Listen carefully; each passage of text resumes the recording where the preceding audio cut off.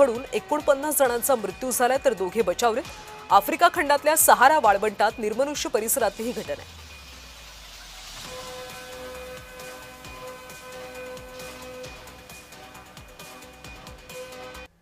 पुढची बातमी बंगालमधून आहे। टीएमसी आमदार मदन मित्रा यांच्या वाहनावर अंडी फेकण्यात आले। आमचे पैसे परत करा अशी जमावानं घोषणाबाजी केली। पश्चिम बंगालमधला गदारोळ कायम असल्याचं दिसतंय। तृणमूल काँग्रेसचे आमदार मदन मित्रा यांच्या ताफ्यावर अंडी फेकण्यात आली।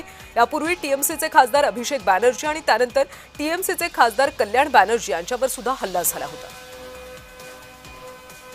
आता मदन मित्रा यांच्या गाडीवर सुद्धा अंडी फेकण्यात आली। आमचे पैसे परत करा अशी जमावाने यावेळी घोषणाबाजी केली।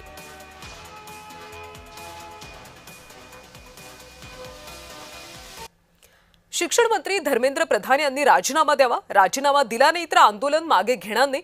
अभिजित दिपके यांनी सरकारला इशारा दिला। युद्ध थांबवू शकता मग पेपर फुटी का नाही असा सवाल दिपकेंनी विचारला। शिक्षण व्यवस्था ढासळली आहे, बेरोजगारी वाढली आहे असं म्हणत दिपकेंनी सरकारवर टीका केली आहे।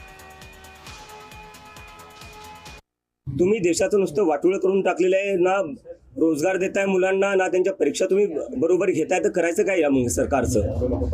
तर या सरकारला आता या देशातला तरुण घाबरत नाहीये आणि तो आता रस्त्यावर येणार आणि जोपर्यंत धर्मेंद्र प्रधान जे शिक्षा मंत्री आहे ते राजीनामा देणार नाही तोपर्यंत हे आंदोलन मागे सरकणार नाही।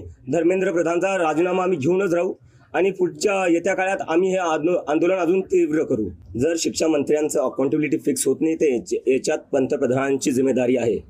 जर ते रशिया आणि युक्रेनचं युद्ध थांबवू शकतात तर पेपर लीक थांबवू नाही शकत ते। की आमची जी पूर्ण मूव्हमेंट आहे ती सगळे जे युवक आहे ज्यांच्यासोबत शिक्षणात काही चांगलं होत नाही, शिक्षण व्यवस्था आपली कोलॅप्स झाली आहे। बेरोजगारी आपल्या देशात मागच्या 40 वर्षात सगळ्यात जास्त आहे। आज आपल्या देशात 50 लाख ग्रॅज्युएट दरवर्षी निघतात। त्या 50 लाख ग्रॅज्युएटपैकी फक्त 20 लाख ग्रॅज्युएट्सला नोकरी भेटते, बाकीचे 30 लाख जे ग्रॅज्युएट्स आहेत त्यांना नोकरी भेटत नाही। तर या मुद्द्यावर ज्यांना आवाज उठवायचा आहे आणि ज्यांना समर्थन द्यायचं आहे ते आम्हाला समर्थन देऊ शकतात।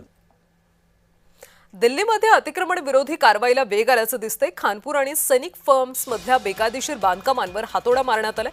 बेकायदेशीर 124हून अधिक मालमत्तांवर कारवाई करण्यात आली। दक्षिण दिल्लीतल्या अतिक्रमण